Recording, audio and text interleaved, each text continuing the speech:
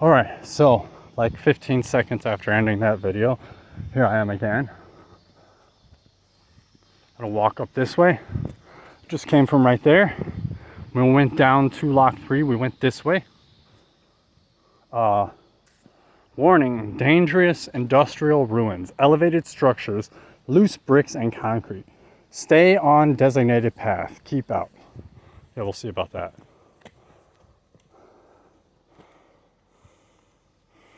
The worker story behind the machines and the products were people that lived in were the people that lived and worked here. Following the footsteps of the workers who explore Joliet Ironworks Trail, discover the workers' story as they help forge the city of Joliet. This is the Joliet Ironworks historical site. The ironworks and the local limestone quarries were once the backbone of the Joliet area economy. The two industries gave the city of Joliet nicknamed the city of steel and stone. Today, only the ruins of the once bustling iron mill remain. And then here's Joliet Iron and Steel Company, Illinois. Pig iron, steel frogs and crossings. This place was big in the Union effort in the Civil War, making all sorts of stuff out of iron. Cannons. They might not have been forging the actual cannons, but they were making the iron for the cannons. You see here we got a why am I zoomed in? There we go. So where one of the old blast furnaces was.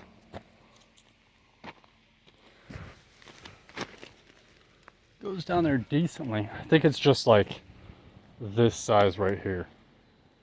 They filled this stuff in because they don't want people like falling in, breaking their legs, suing because people are idiots and they'll fall in. Probably not really supposed to walk out here, but I don't care. Big old chunk of steel that's not moving. I felt that through my steel toes. This is the remnants of the blast furnace, I believe. You can see where different structures remained, and there's little, I can show you better from up here.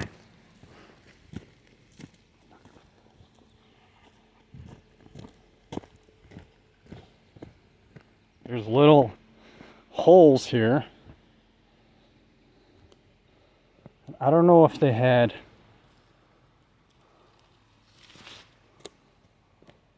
fires on this side or something, or if the fire was all down there. I would assume the fire was in this area, or they dumped raw ore in this area and it flowed through there. They could have dumped the ore through these concrete structures right here. This one has a, it looked like they went down decently far. That one has like a log in it. These holes are offset, so here's some of the old rebar that they used. It's like rectangular rebar or square. You can kind of see down that one. Ooh, this one's probably the least obstructed one. Yeah, you can see it goes down there a ways. I can see some light, or maybe it's water, or maybe it's trash. I don't know. I would guess it's either light or a reflection off water. It's hard to tell without going up there, which I don't feel like doing.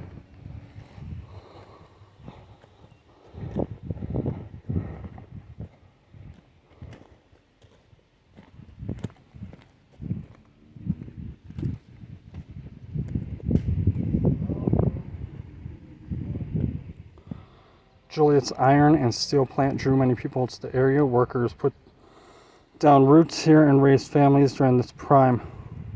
One of the 10 Joliet, during its prime, 1 in 10 Joliet residents worked on the site. Other businesses and organizations grew with the population, but most Joliet residents had some connection to the steel industry. When the Great Depression closed most of the iron making plant, many workers became unemployed. However, World War II reinvigorated the need for steel finishing mills, for the steel finishing mills of Joliet Ironworks, in keeping with the trends across the United States during that time. Many women took over job roles. The finishing mills stayed open after the war, continuing to employ many people in the Joliet area. Strong international competition led to the closure of most of the milling operation in the 1980s. Descendants of the early iron workers still live in this area today. Look for cultural influences in churches, clubs, and neighborhoods.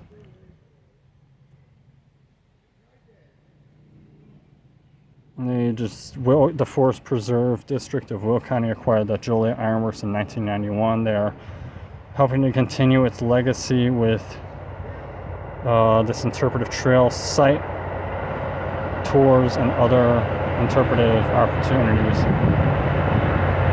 Find out more by visiting the district's website, reconnectwithnature.org.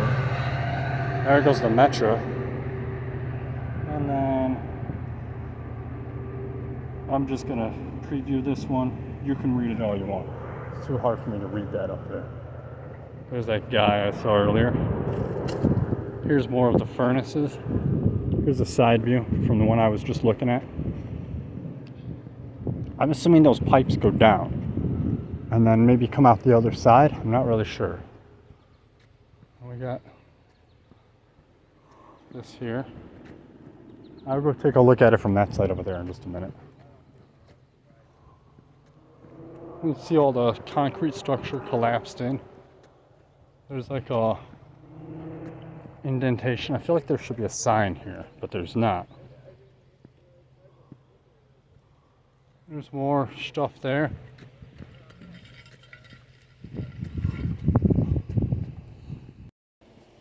Got some old rocks that fell down from probably a wall or something right here.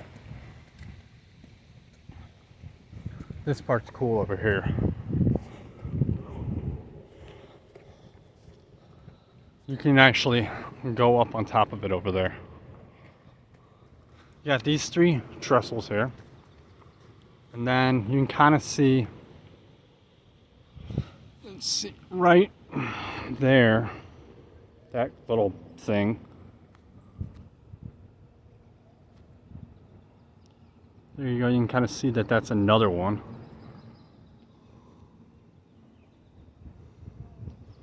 I don't know if that's what's on top of it, but the Joliet prison's like right over there. Or the old prison. That's where the Blues Brothers was filmed, I believe. And I think also Prison Break. Even though they said it was Fox River Penitentiary, I think it was actually Old Joliet. Oh, here you go. You can go down underneath there. You're not really supposed to, but you can. As you can see, that is a big chunk of wall that's super thick that just fell off of something. That's like cobblestone for pavers. All that through there. Probably all that. Probably came down this way, or that path wasn't there. I'm not really sure. You see we got these big thick ends here that are brick. It's probably where one of those fell from. Maybe right there. You can see right here.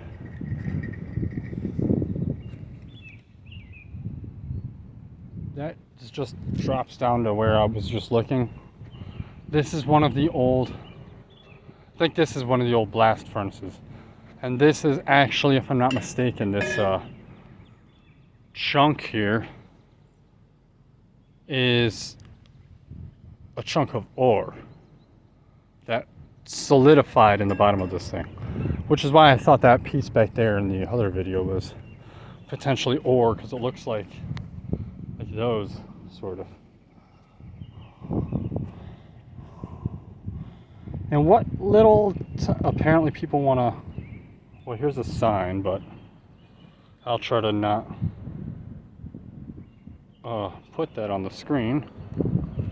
With what little time workers had, they took advantage of local social activities in Joliet. Churches, parks, and saloons were plentiful. Theaters were affordable. Entertainment, 5 cents. Bought your ticket to popular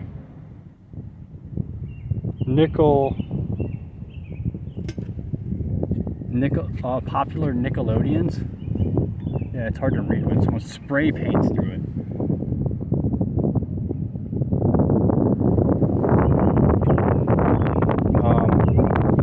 And this is talking about Steelworks Club and leisure time and stuff. So Ivory wasn't here.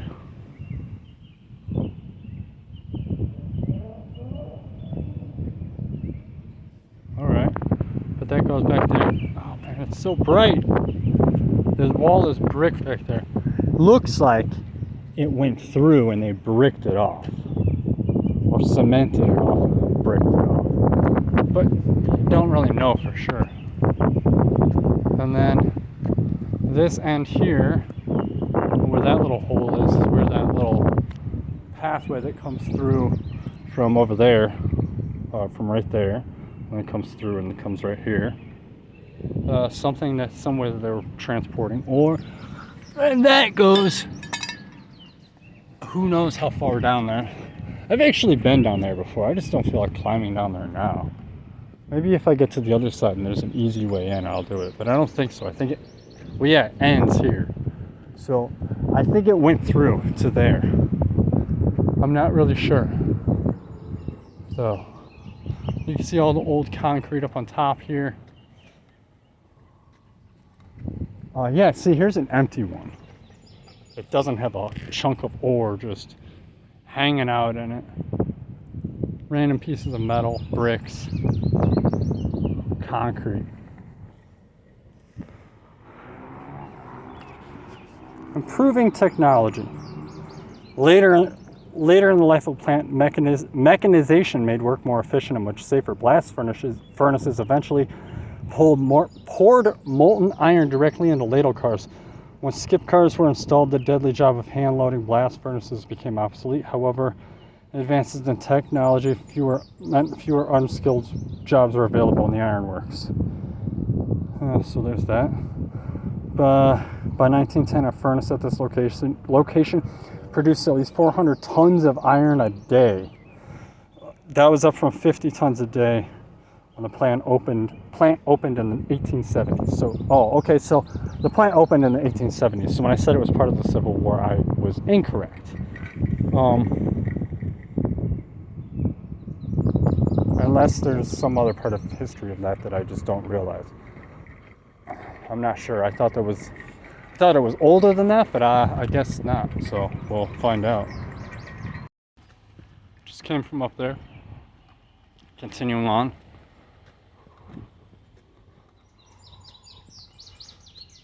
It's like a ramp here, where I don't know if it's a man ramp or a cart ramp or a mule ramp or whatever. There goes a person on a bicycle. There's another building over there. I don't remember what that building was for. Maybe there's a sign. I don't remember for sure. But this is where I'm going to go in, even though you're not really supposed to.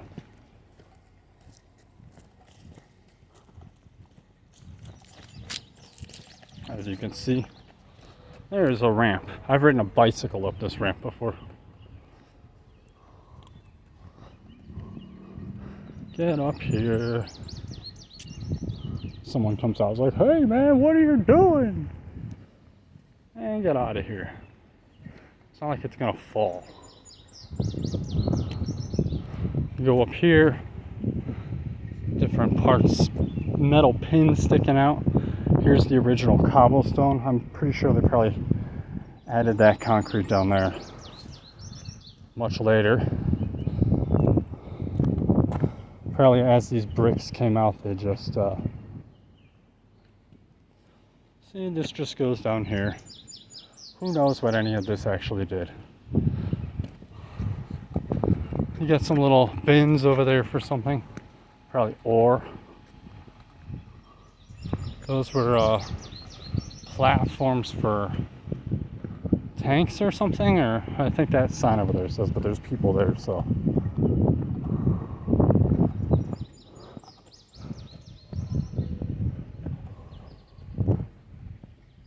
Yeah, it's all sorts of cool stuff. Whoa.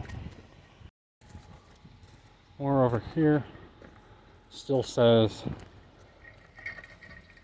falling industrial area, keep out, da da da da da. That is a, oh, I just blew like half the way. That was a big puffy dandelion.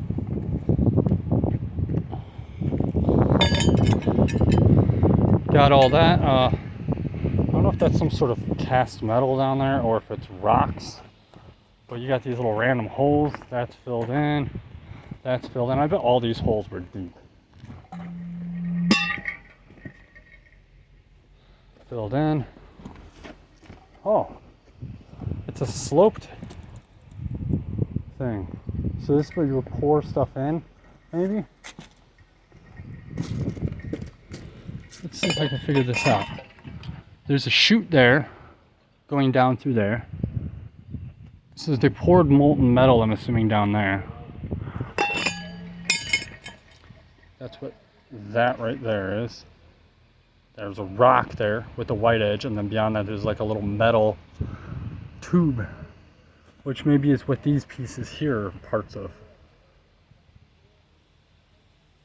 And you got these little slopes that come down. That one's different. Unless those ones are just broke out. That's the only thing I can think of. Maybe those ones are broken.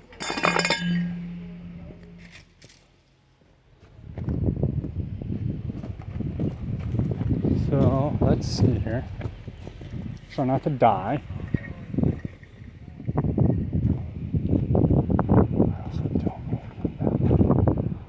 This went up to somewhere. Let's see some original stairs here. I've been up there. It's like railroad tracks down there, I think.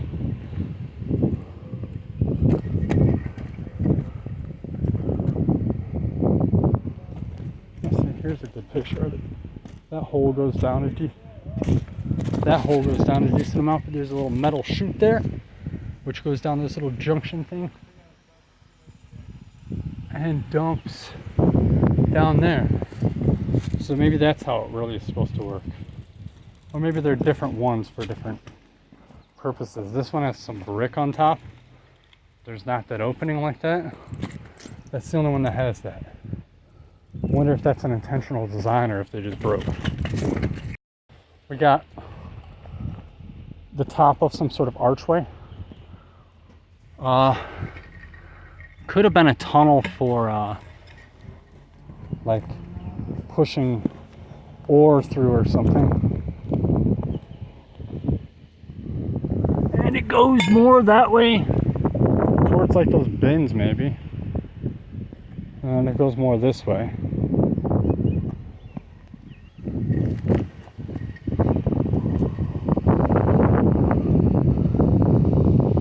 That could probably cause you some damage if you fell down that. Ooh, shit, I almost fell down there. It's like it melts and then flows that way. Or it's solid and flows that way, and like beads or something. Someone's shirt.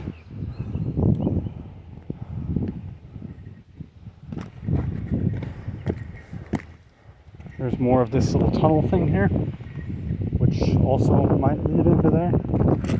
I guess it does, so then I went this way.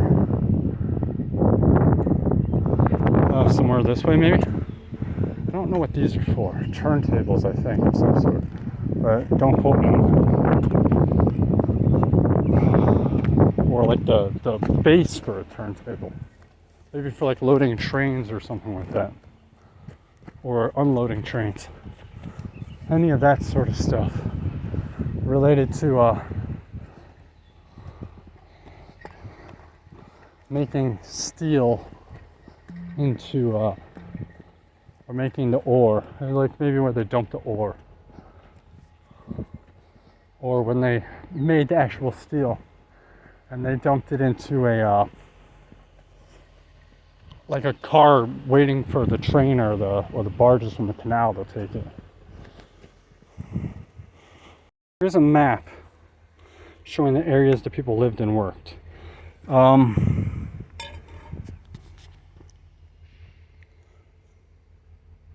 We're like here somewhere, I would say. Where we came in was right here, right? Yeah, I think right here. And then I think that's the Ruby Street Bridge, or the Ruby Street Bridge is there, yeah. So steel mill, yeah, we came in here. Came up this way, came in here.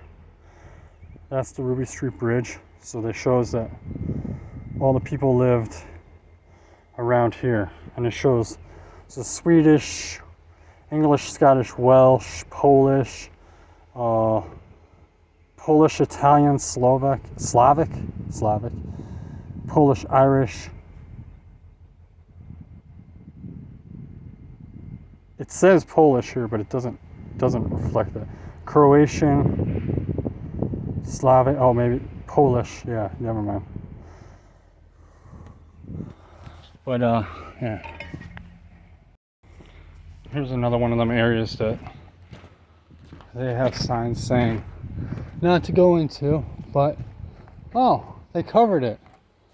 The first time I came down here was with my ex-girlfriend, and there was a guy, I think right here, who was painting like a graffiti mural on the wall, and it actually was a really, really good job. Like, he did a really good job. That's a ways down. It's not too far. I bet you that was a trench where liquid ore would run. This used to have a roof. Found some old 8-tracks down here once. Someone just like took a bunch of 8-tracks and threw them. There's someone's shirt or something. This side is more collapsed. There's a door goes out there into the woods.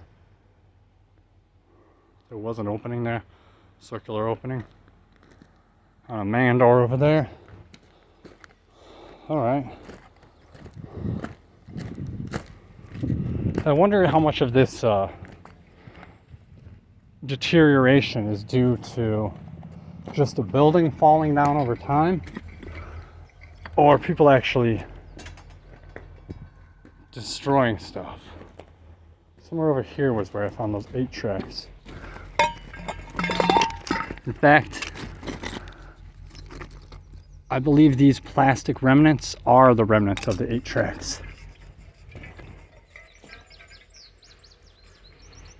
I could be wrong on that, but I think that's what they are. I think they were like right here. Some sort of cradle where a pipe or something would have laid. Oh.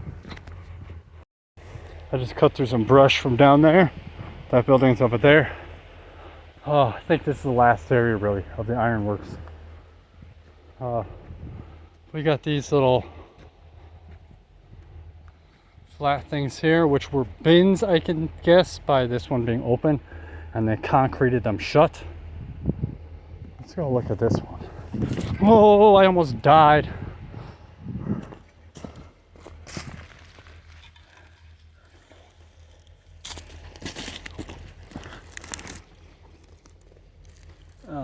They probably filled it in and then covered it. I don't really know, but we go back up here.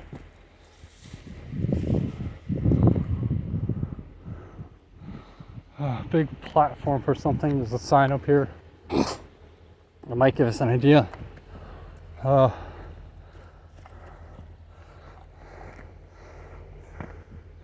That was a hole before someone filled it in.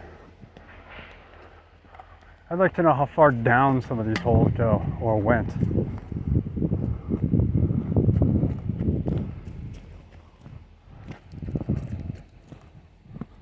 Oh, I thought that actually went down farther, but it's filled in there. I was like, man, that's how you leave that one open and someone falls in. Here's another one of those circular furnace things or whatever on the ground. A little bit of a trench here. Just gonna walk to the end of this. Oh, here's some graffiti they missed. Yeah, you just fall down that, slide under there, get stuck. Get a wall that fell down. Who knows what this did? I would guess it was like a loading dock or something, but I don't really know.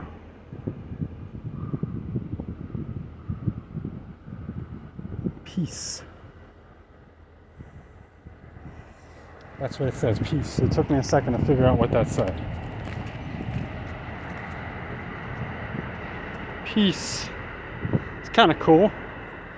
I don't really mind graffiti if you do a good job with it. Go to Chicago, there's a bunch of graffiti on buildings and bridges, and it's what makes them look better. Because it's very old. Double the risk. Less than half the iron plant workforce spoke English. Immigrants who did not speak English well were twice as likely to be injured or killed on the job. With many people working for work, it was easy to replace ill-fated workers. Over time, safety became a higher priority for the plant. In 1907, 27 years after the plant opened, the safety first movement was started. One method of improved communication was printing of safety signs in multiple languages. And here we have a danger with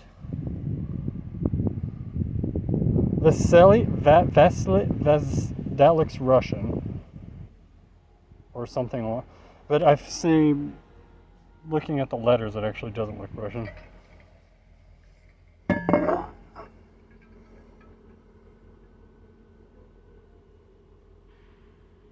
I would say that one's German, but I don't really know. Or this one. Oh, it doesn't even say. Or it says English, Czech, Hungarian, Croatian, and Polish. I see. Didn't even notice that at first. I've always wondered what these old buildings over here are. You can see that one has some modern bluish to it on the back part here. The front is all super rusty. And then they got some vents. There's even more buildings over there that are super rusty, and it kind of makes me wonder if that was part of this plant or something at some point in time. I'll see if I can get a closer look on the way back over by that gate over there.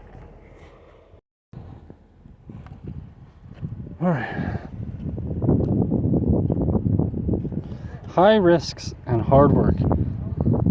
Here at Joliet Ironworks, high-risk jobs required the most manual labor and paid the lowest wage. Men dumped materials into the top of 70-foot tall blast furnaces.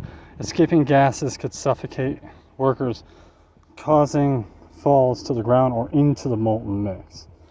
A worker's shoe with a burn hole in the toe shows how close workers were to potentially devastating injuries during their workday. Workers called clay busters drilled holes at the furnace bottom to release 2,800 degree Fahrenheit molten iron. Imagine the heat with only a few wood planks to protect your feet. Men also transported the molten ore and cleaned the hot machines armed with little more than aprons. Woo! That does not sound fun. Here's a picture of that. Picture of that. Right over here. What's cooking? How many workers does it take to make iron and steel? At its peak, about 3,000 workers transformed minerals into one of the world's strongest materials. These workers all had a hand in the industrial kitchen. Raw materials: iron ore, coke, pre-cooked pre-cooked coal, not coil, and limestone. Massive stoves heat air to make it more than 1,500 degrees Fahrenheit, pumping it into a towering blast furnace. Inside iron ore, coke, and limestone melt together. The molten iron sinks to the bottom, ready for release. The molten iron is poured into molds. Early furnaces turned out 50 tons of iron per day. Here's the plant process diagram.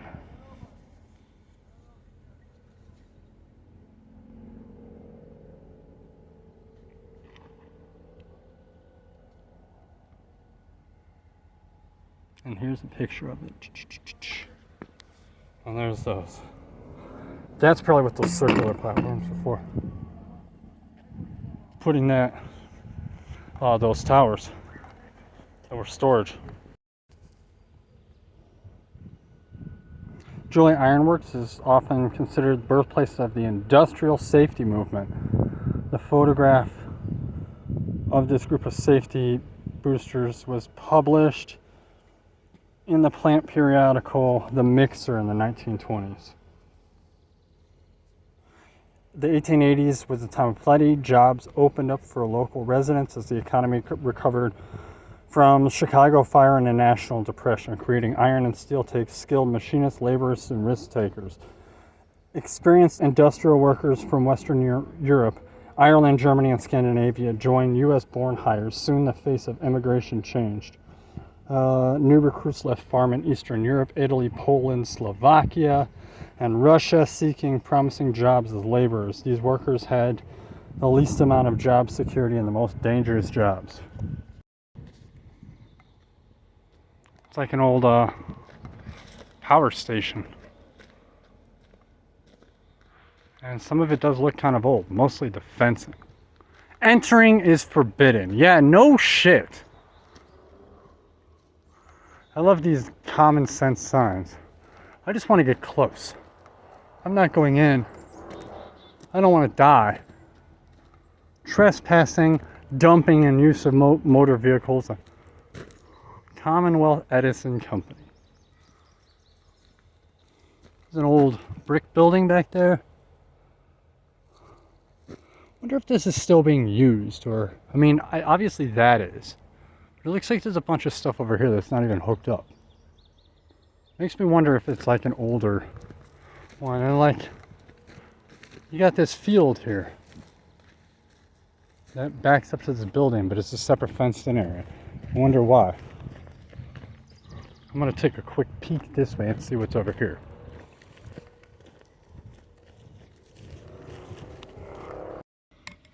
Old metal outlet cover. Still has a screw in it. Cool.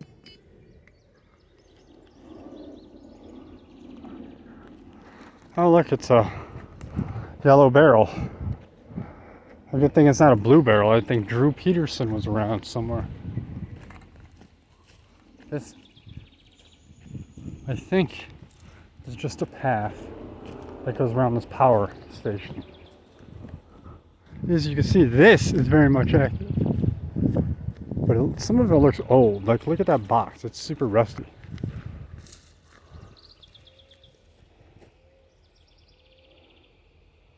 It doesn't say you can't go back here. It just says you can't go in there. Man, look at those transformers. That one's like leaking some stuff. I'm just going to walk up here real quick.